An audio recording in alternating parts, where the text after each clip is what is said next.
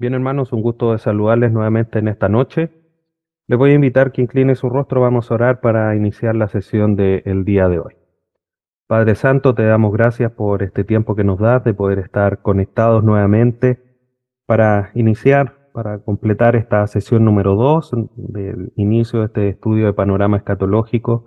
Te rogamos tu dirección, Dios amado, para que podamos comprender lo que vamos a estar analizando el día de hoy. Vamos a estar estudiando un tema que sin lugar a dudas es importante para poder comprender realmente lo que tú nos has dejado revelado a través de tu palabra. Te rogamos tu dirección, te rogamos que nos dirijas para poder que en este estudio podamos adorarte, podamos glorificar tu nombre y también nosotros, nuestro entendimiento, nuestra mente sea renovada a través de tu palabra para comprender lo que hoy día vamos a estudiar. Te agradecemos y pedimos todo esto, Padre bendito, a través de tu Hijo Jesús. Amén. Bien, hermanos, hoy día vamos con nuestra sesión número 2 de nuestro estudio de panorama escatológico, una introducción a la escatología. A modo de introducción, quiero que fijemos nuestra vista, hermanos, en un pasaje del Antiguo Testamento. Este pasaje que vamos a analizar a modo de introducción es un pasaje que históricamente es el primer hallazgo, por decirlo así, de lo que es la interpretación de las Escrituras. Y este pasaje está en Nehemías 8:8. Nehemías 8:8, obviamente los colores que ustedes ven en el versículo los puse yo con un sentido, ¿ya? Este pasaje dice, y leían en el libro de la ley de Dios claramente y ponían el sentido de modo que entendiesen la lectura.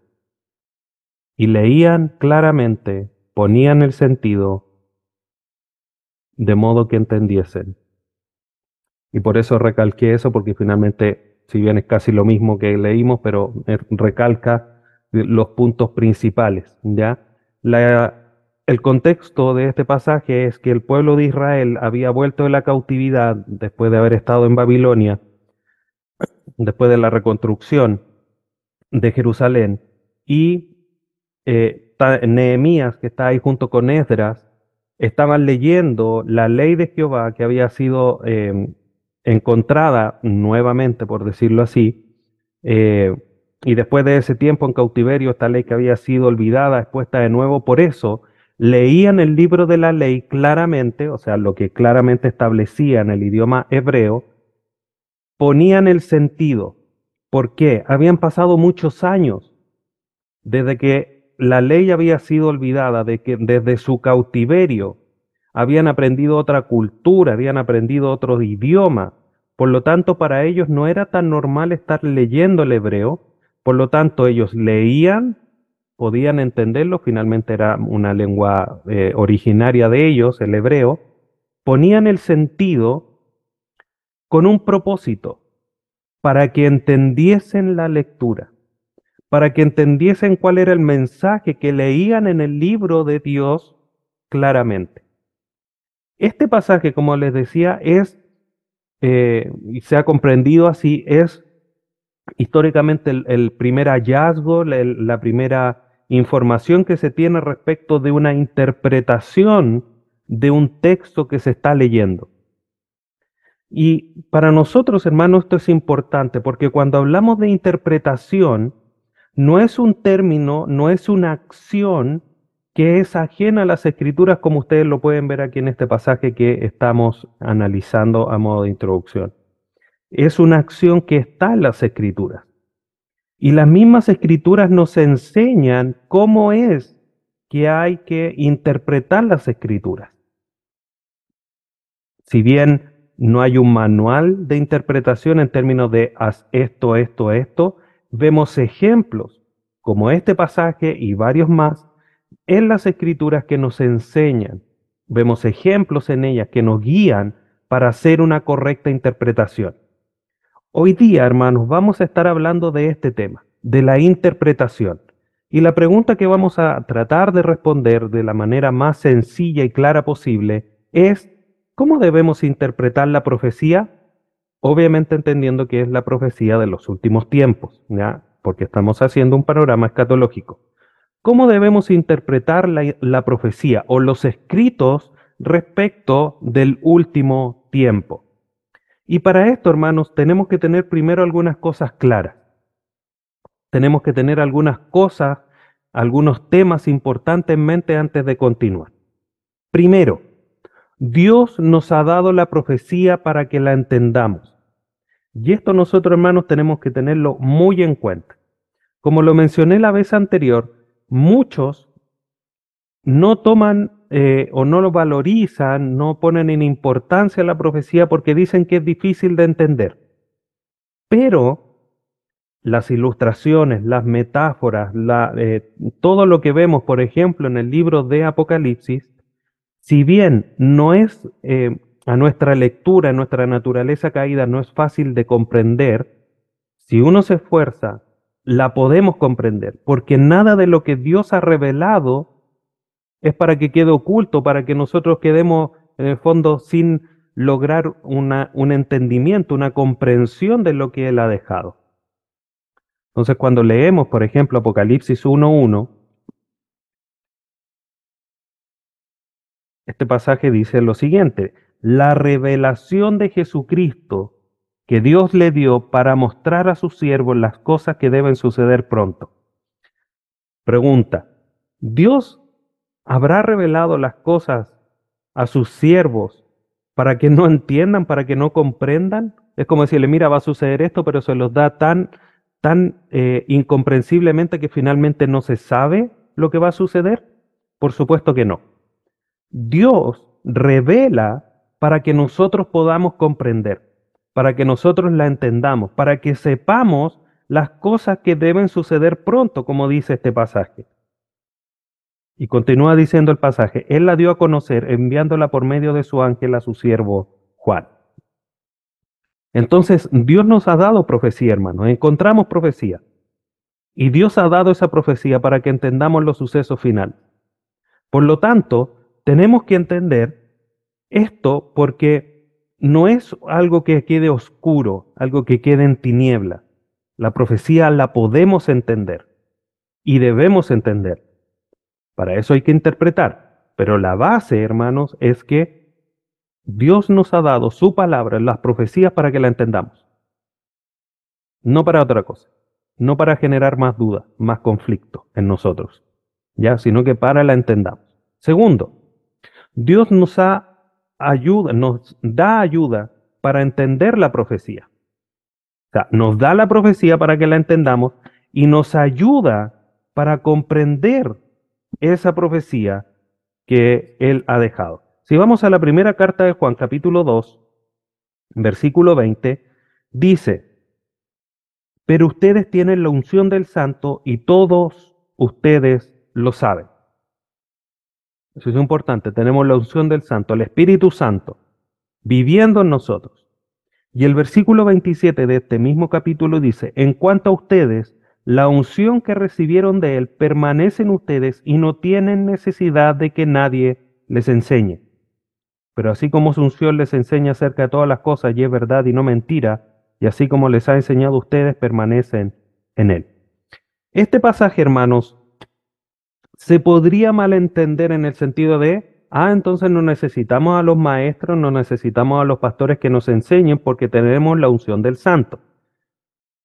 Si bien, hermanos, tenemos la unción, y este pasaje en particular habla de los falsos maestros porque está en el contexto de las advertencias en contra del anticristo, nosotros tenemos la unción para discernir si es verdad o mentira. Esa misma unción que nos ayuda a discernir si algo es verdad o mentira, nos ayuda a discernir las verdades espirituales que están en la palabra de Dios. Porque las cosas espirituales se han de discernir espiritualmente. Por lo tanto, dicho de una manera quizás más sencilla, nosotros los creyentes tenemos al Espíritu Santo que nos ayuda a entender la profecía. Entonces, vamos recapitulando, vamos resumiendo. Primero, Dios nos ha dado su palabra, su profecía para que la entendamos. Además de darla para que la entendamos, nos da la ayuda para comprenderla. O sea, no solamente la da en un lenguaje que la podemos entender, sino que nos da al Espíritu Santo que inspiró esa profecía para que nosotros la podamos comprender. Y finalmente, algo que es conocido por nosotros, que Dios nos ha dado su palabra. Y el pasaje de 2 Timoteo 3:16 dice que toda la escritura es inspirada por Dios, útil para enseñar, exhortar, redarguir, instruir en justicia. Toda la escritura es útil. Como decía la vez anterior, la profecía no queda fuera de esta realidad de que es útil para perfeccionar a los creyentes. Y junto con eso, como dice 2 Pedro 1:19 al 21, esta profecía vino por inspiración de Dios, no para una interpretación privada. Es una interpretación que es pública, que es clara, ayudado por el Espíritu Santo y entendiendo que la profecía es para que la entendamos. Entonces, ¿por qué es importante, hermanos, esto? Porque muchos se escudan en, en que la profecía no es necesaria porque no lleva a la santidad. Eso lo verificamos la vez anterior en nuestra sesión número 1. Por lo tanto, la profecía sí nos es útil para la vida cristiana. La profecía tiene un componente importante, es parte importante en términos de contenido de lo que dice la palabra de Dios. Por lo tanto, no la podemos dejar de lado.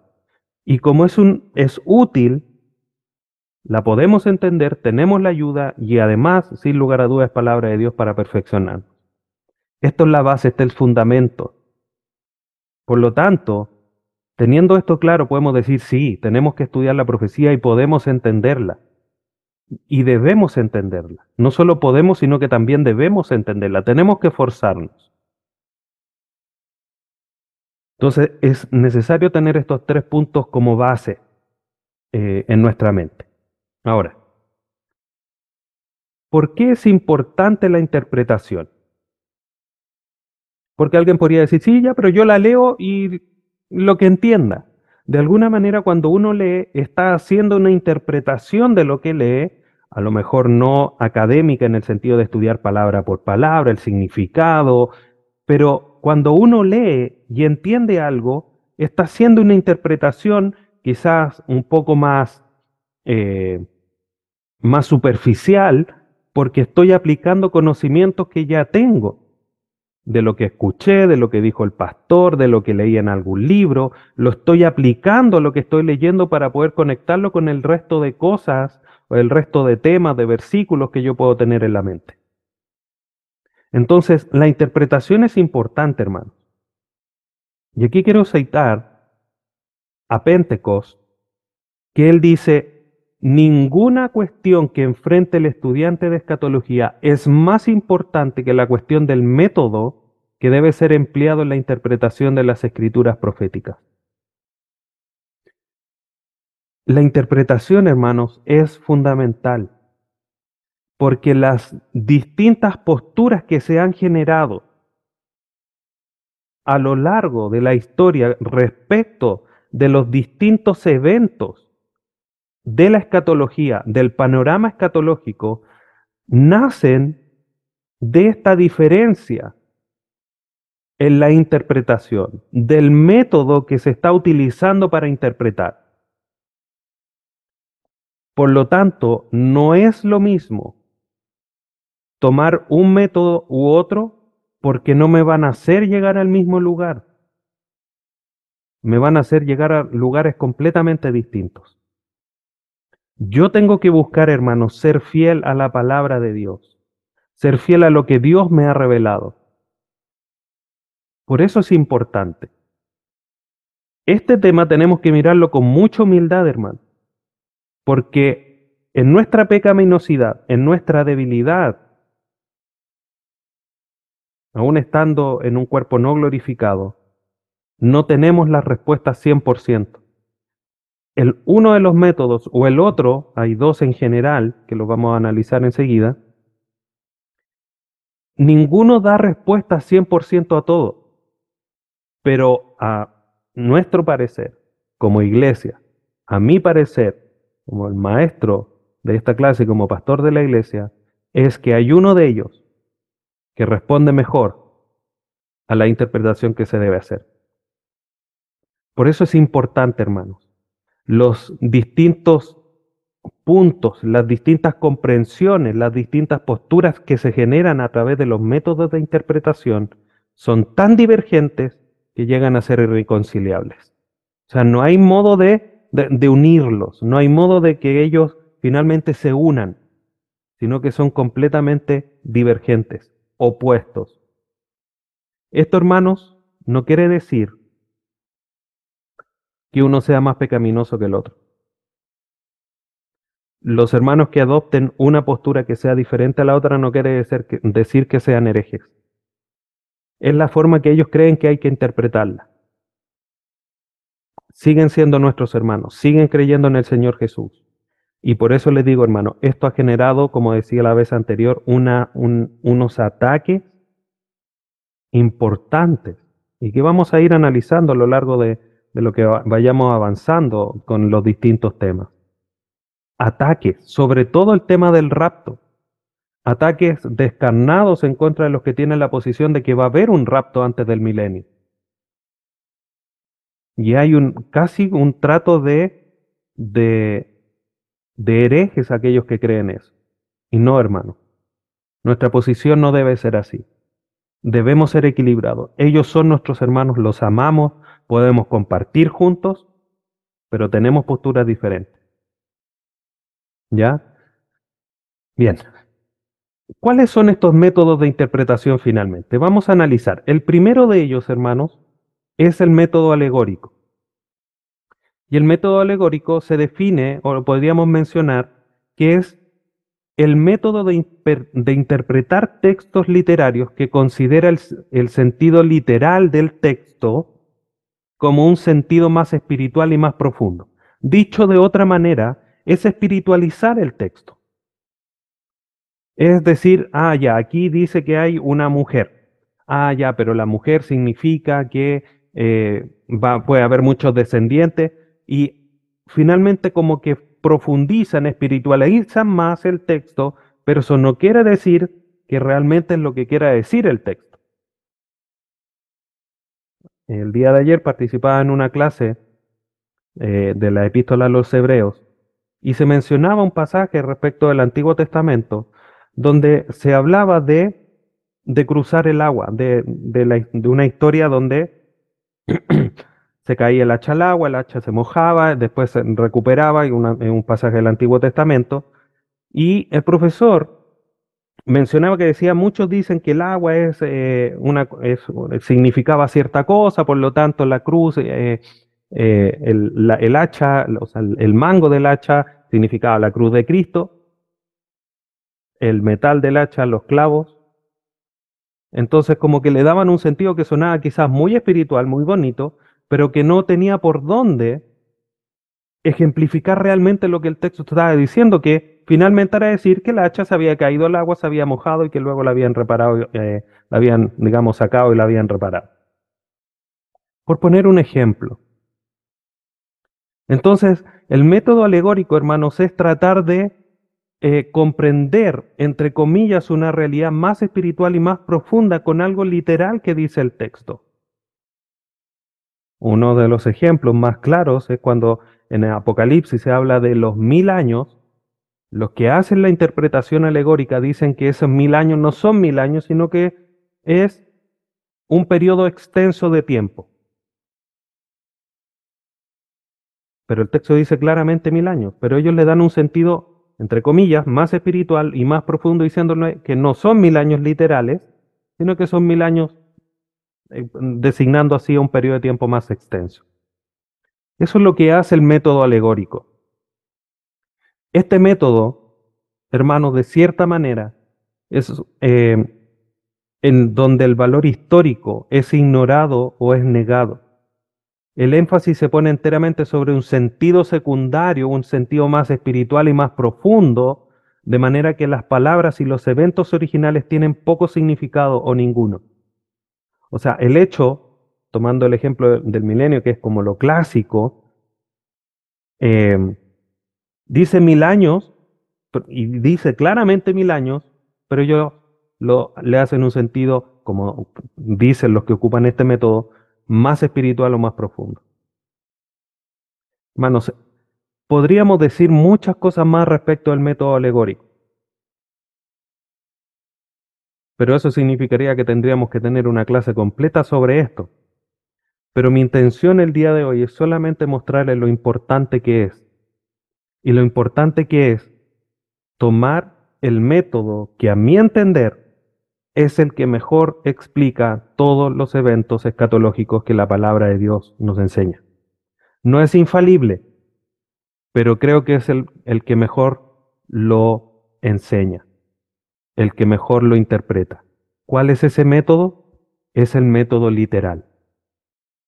El método literal, hermanos, es la interpretación donde cada palabra tiene el mismo significado básico exacto que se le daría en su uso normal, en su uso ordinario, acostumbrado, bien sea al escribirlo, sea al hablarlo, sea al pensarlo. O sea, si yo a alguien le digo, ¿son 1000 años? ¿Qué creemos? Que son 1000 años, porque claramente lo habitual, lo normal, lo ordinario, lo acostumbrado es que cuando uno dice 1000 años, son 1000 años, no un periodo extenso de tiempo.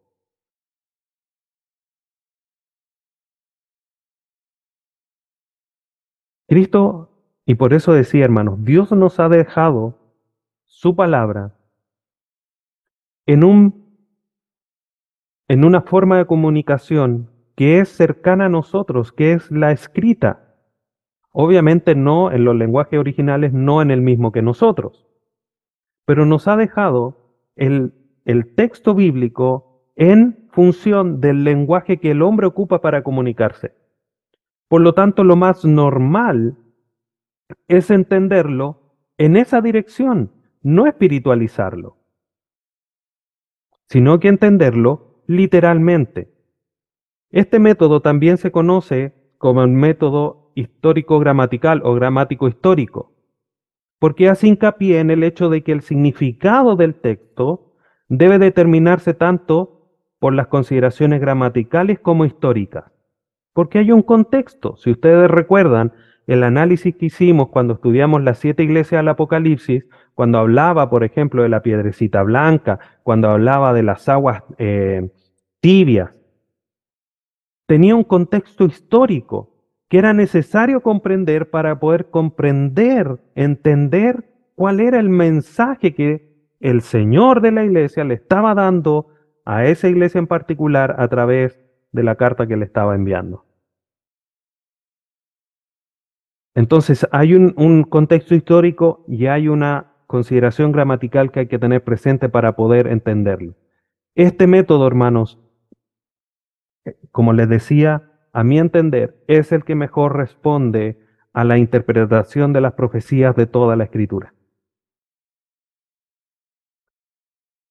Lo mismo que lo anterior, podríamos decir mucho más respecto de esto, pero quiero que tengamos en cuenta esto, hermanos. Hay principios de interpretación que vamos a ver a continuación y que están en línea con el método literal, que es el método que nosotros vamos a utilizar para interpretar todos los textos que vamos a ver en las sesiones siguientes, más adelante, respecto de todos los eventos escatológicos futuros, que principalmente están desarrollados a lo largo del libro de Apocalipsis. Pero es de esta manera. Obviamente en las escrituras hay herramientas o instrumentos gramaticales que son la metáfora, que son la alegoría para ejemplificar ciertas cosas.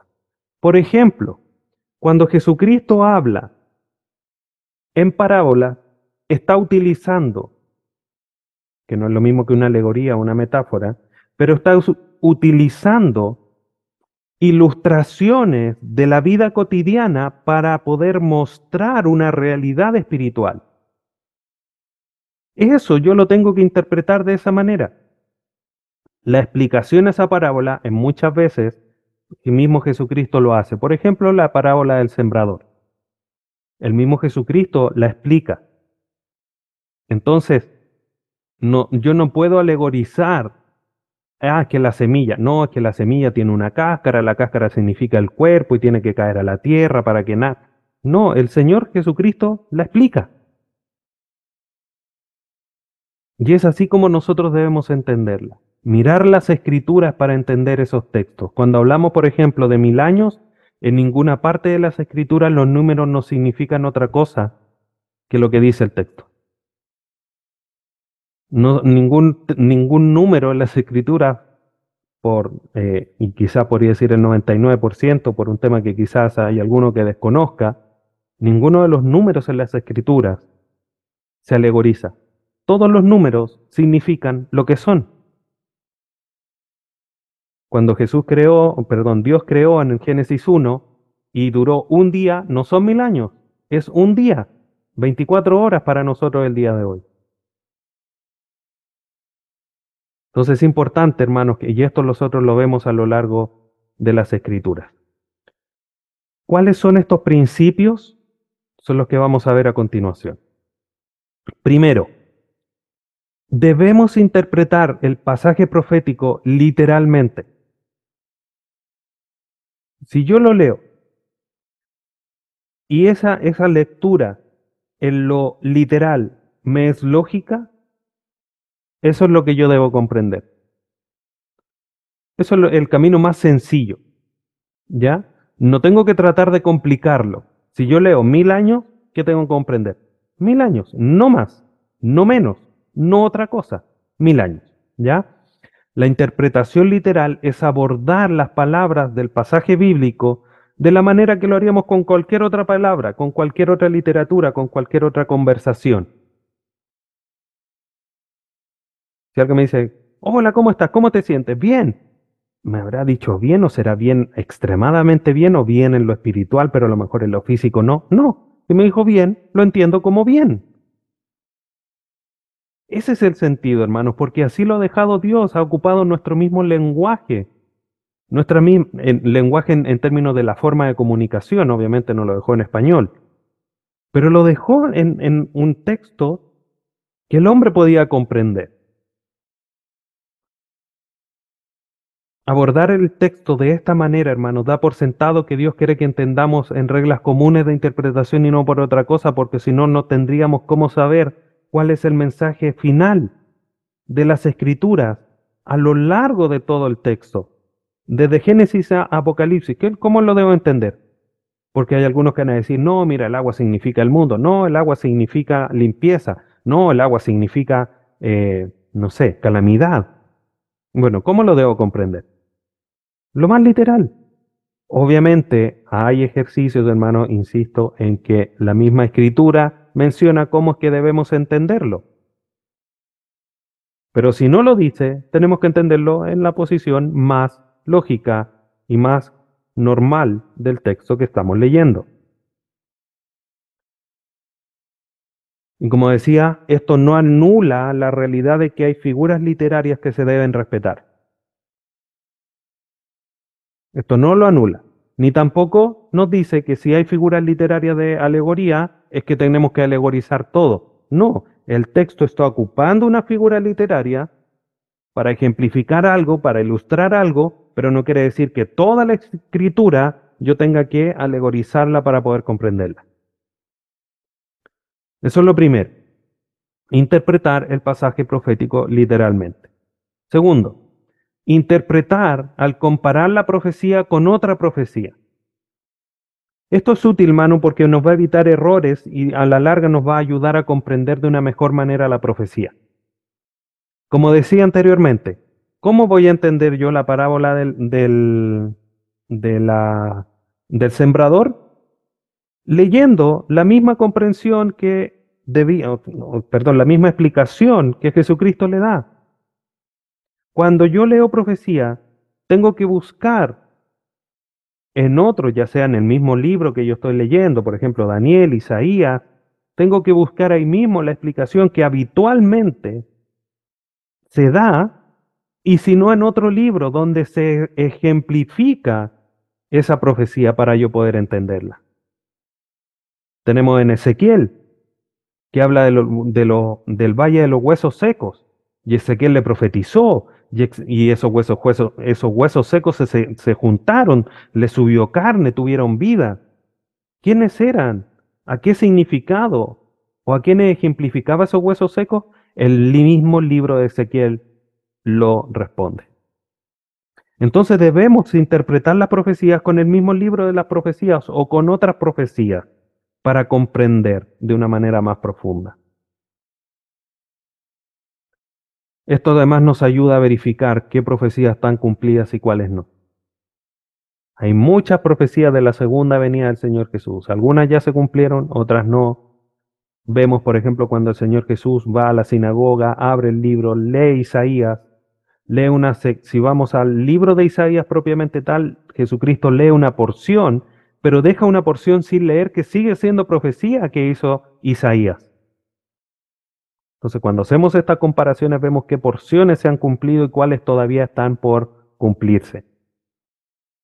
Entonces, es necesario interpretar la profecía a través de otras profecías o comparándolas para poder entender las ilustraciones que ellas tienen.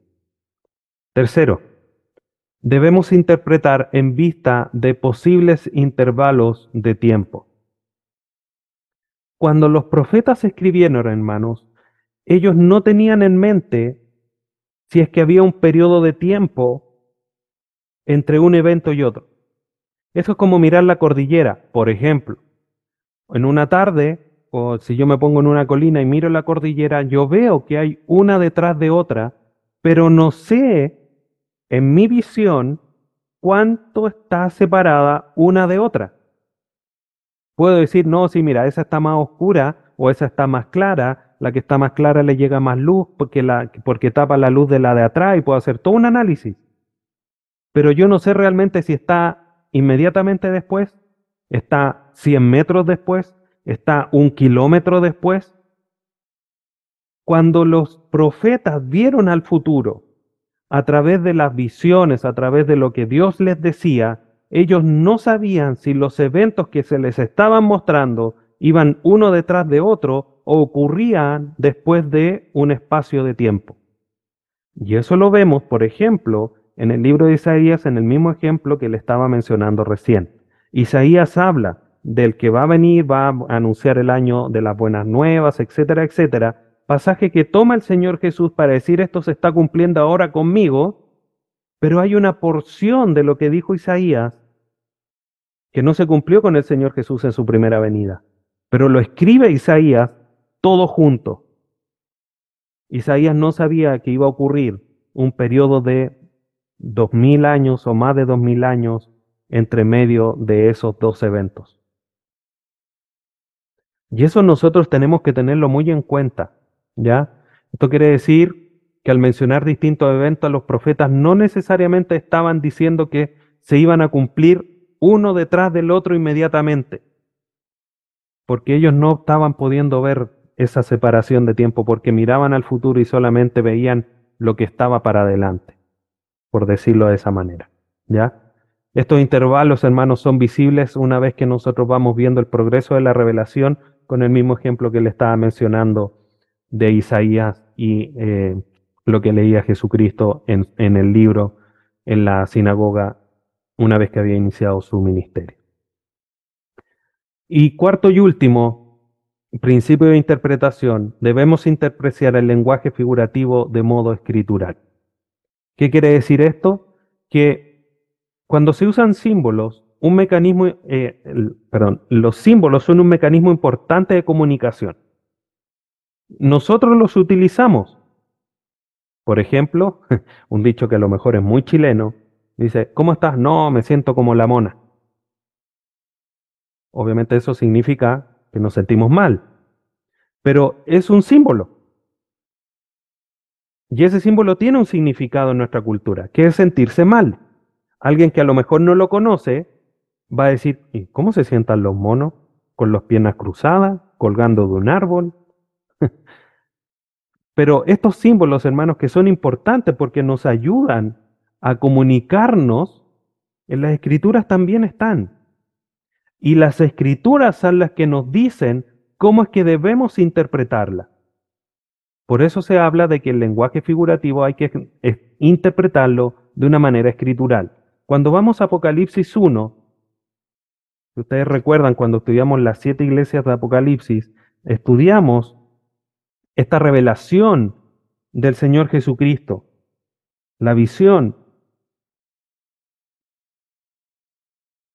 Y él le decía, en los versículos del 9 al 22, decía, mira, vi a alguien que estaba parado entre medio de los candeleros de oro y tenía estrellas en las manos. Dice, bueno, ¿qué significarán los candeleros? ¿Qué significarán las estrellas? Y después el Señor Jesucristo le dice, mira, los candeleros son las 7 iglesias, las estrellas en mis manos son los ángeles de la iglesia. Entonces no tenemos por qué espiritualizarlo porque el Señor Jesús explica qué es lo que es ese lenguaje figurativo, ese símbolo que Juan vio, el Señor Jesús se lo explica. Entonces, no es decir, mira, aquí dice que hay una piedrecita blanca. ¿Qué significará la piedra blanca? No, es que la piedra blanca es porque es como una piedra preciosa, entonces tiene mucho valor. No, porque hay un contexto histórico que lo explica. Entonces, en muchas ocasiones, como lo decía, el significado está dado por las mismas escrituras. Por eso es necesario atender a 3 cosas importantes, hermano. Primero, el contexto inmediato. Es lo primero que nos ayuda. En este pasaje de Apocalipsis 1 vemos que decía el versículo 12, entonces me volví para ver de quién era la voz que hablaba conmigo y al volverme vi 7 candeleros de oro. En medio de los candeleros de oro vi a uno semejante al Hijo del Hombre vestido con una túnica, etcétera, etcétera, etcétera. ¿Cómo podemos entender? ¿Por qué estaban 7 candeleros de oro? ¿Qué son los candeleros de oro? El contexto inmediato me dice,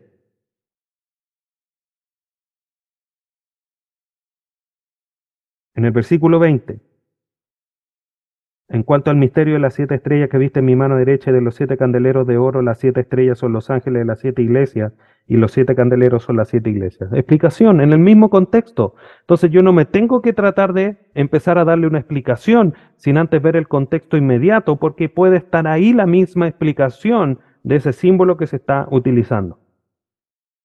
Y yo no tengo que darle otro sentido. ¿Por qué 7? Que está hablando de la iglesia, pero el 7 es de la, no sé, de la perfección. Entonces, la iglesia perfecta. No, son las 7 iglesias. Punto. Debo mirar también el contexto general, porque hay pasajes que a lo mejor no me lo va a decir de inmediato, me lo va a explicar 2 o 3 capítulos posterior. Por ejemplo, tomando el mismo ejemplo que mencionaba hace un momento, eh, la parábola del sembrador. Que Jesucristo la explica, pero la explica al capítulo siguiente, si no mal recuerdo, de ese evangelio. Y otros pasajes, por ejemplo, cuando Apocalipsis menciona algunas situaciones de profecía, está mirando lo que el profeta Daniel había dicho muchos años antes. Entonces es necesario que yo comprenda el contexto general de lo que está hablando el libro y las escrituras. Y por último, es necesario que yo mire el contexto histórico-cultural. Por lo que mencionaba hace un momento, la piedrecita blanca, el agua tibia, todas estas situaciones que ocurrían y que eran tan atingentes a la historia de la iglesia y que la iglesia lo entendía porque estaba en su contexto. Lo que mencionaba recién, en nuestro dicho quizás tan popular chileno, me siento como la mona, si yo lo escribo y lo mando a otro país, no van a entenderlo, porque hay un contexto histórico, cultural, en el que está siendo dicho. Y ese material, obviamente, que es complementario a las escrituras, nos ayudan a entender lo que se está escribiendo. Y es necesario que yo atienda a esa realidad para poder tener una correcta interpretación de las figuras, de los símbolos que se mencionan en las distintas profecías. Por lo tanto, hermano, debemos atender a estos principios de interpretación. Si ustedes se fijan, estos principios de interpretación están en línea con el método de interpretación literal o histórico-gramatical, a la cual nosotros nos apegamos, la cual nosotros creemos que es la mejor manera de entender las Escrituras y por supuesto que también las profecías de los últimos tiempos. ¿Qué concluimos en la sesión de hoy día? Debemos procurar, hermanos, realizar interpretaciones proféticas correctas. El no hacerlo nos puede hacer comprender realidades completamente distintas. Nos puede llevar a un camino completamente aparte de lo que la Escritura dice. Segundo, la interpretación no es algo menor, es un tema de gran importancia. Y no quiero que se desanimen diciendo, bueno, es que ahora hay que empezar a interpretar. No, hermanos. Quiero que ustedes vayan tomando. Esto es un curso de introducción a la escatología. No vamos a resolver quizás todo lo que debamos resolver respecto a la escatología, pero es una base. Y como base es necesario que ustedes sepan que hay que hacer una interpretación correcta y cuáles son los pasos aproximados que hay que seguir para hacer esa interpretación correcta. Bueno, como lo mencionaba, esto no nos debe desanimar, sino que nos debe hacer aferrarnos a la palabra de Dios. Ahí es donde está la verdad, hermanos. Mi objetivo es que ustedes formen convicciones bíblicas, no porque lo dijo tal teólogo, tal pensador, tal escritor, no. La escritura dice esto, por eso yo creo que el rapto va a suceder, por ejemplo, que el milenio va a estar presente, porque la escritura lo dice, no porque Juanito Pérez lo diga. Convicciones bíblicas. Después podemos citar a grandes teólogos porque los amamos, porque creemos que sus trabajos han sido muy útiles, de mucha bendición, pero lo primero es aferrarnos a la palabra de Dios. Y por último, debemos depender del Espíritu Santo para una correcta interpretación. Hermanos, tenemos al Espíritu Santo morando en nosotros. Este trabajo de interpretación, de entender la profecía bíblica y la escritura en general, no se hace separado de una correcta dependencia y comunión con el Espíritu Santo. No podemos ser ingenuos y pensar que con nuestras capacidades lo podemos hacer. Eso no es así.